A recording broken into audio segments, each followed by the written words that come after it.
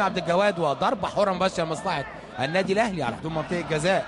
سبورت اكاديمي الطرف اليمين، ادي متعب قدامنا، قوه هجوميه طبعا لا يستهان بيها عماد متعب واسامه حسني النادي الاهلي، ومعاهم فضل ومعاهم طلعت، يعني قوه هجوميه اهلاويه. ودي بركات قدامنا في شاشه على التنفيذ للضربه الحره.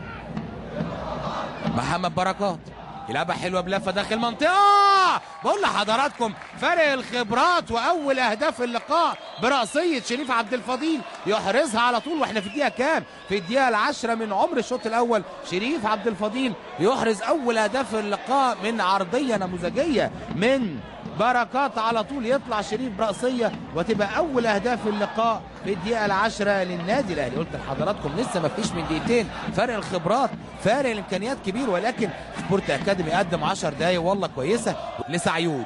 سعيود يمرر واحده حلوه في مساحه البركات على حدود منطقه جزاء سبورت اكاديمي. بص متعب يا جماعه، مش معقول، مش ممكن. بص القطعه، نموذج يا عماد يا متعب للقطعه، حلوه العرضيه في الدقيقه 14. عماد متعب يحرز هدف، مفيش احلى من كده. تمريره جميله البركات في مساحه، قطع الراجل وهرب من رقابه ارضيه على طول على شمال شمال مجدي عابد عشان يبقى الهدف الثاني الاهلاوي لعماد متعب. بص حضراتكم الاعاده بقى، بص انطلاق البركات، قطع الراجل ورفع راسه وبص، وعماد متعب ياخد المكان وفي الوقت والمكان والزمان المناسب. ثاني اهداف النادي الاهلي في الدقيقه. سمير فوزي، سمير عدى سمير كويس وماشي، سمير لسه سمير مع الكوره، لسه سمير بيشوف هيعمل ايه.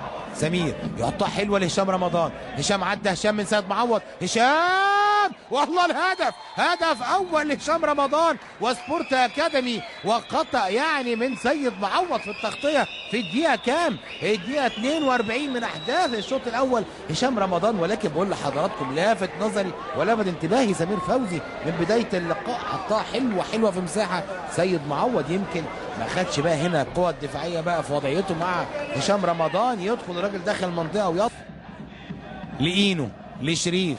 وادي سمير فاتح يلعب لسمير المتالق، ايضا احد المكاسب اللي يمكن والله حسدناك ولا يا سمير.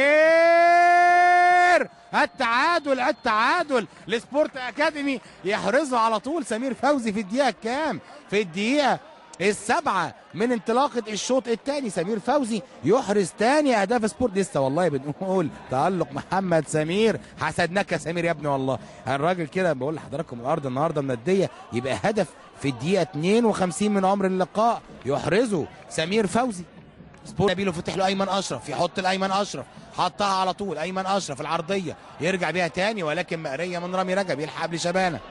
رامي لسه الكره مع سبورت ولخارج الملعب، تماس لمصلحه النادي الاهلي، اتلعب التماس اينو يلعب عرضيه داخل المنطقه وهدف اهلاوي ثالث براسيه مين؟ الناشئ عبد الرحمن احمد في الدقيقه كام؟